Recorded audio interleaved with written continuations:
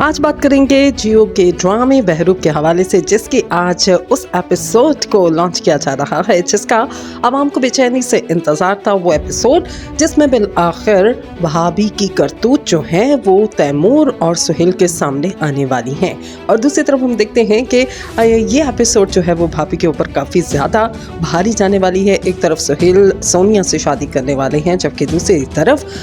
तैमूर के सामने भाभी का सच सामने आने वाला है कि किस तरह उन्होंने फलक की मेडिसिन को चेंज किया और उनके आने वाले बच्चे को जो है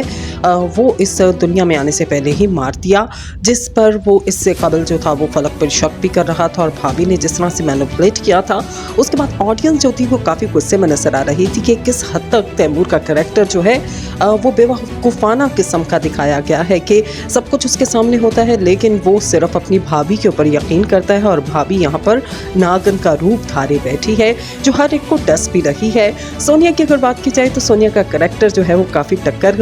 देने वाला है भाभी को आने वाली एपिसोड्स के अंदर, क्योंकि जिस तरह से जुल्म हमने देखा कि इस पूरी एपिसोड के अंदर भाभी के कैरेक्टर की जानिब से किए गए थे, उसको टक्कर देने के लिए फलक जो थी वो काफ़ी कमज़ोर नजर आ रही है, लेकिन सोनिया का चाल जो है वो काम कर चुका है। और अब देखना है कि ऑडियंस इस रिवेंज से किस हद तक सेटिस्फाइड होती है। आज की एपिसोड ज़रूर देखिएगा और अपना रिव्यू भी दीजिएगा।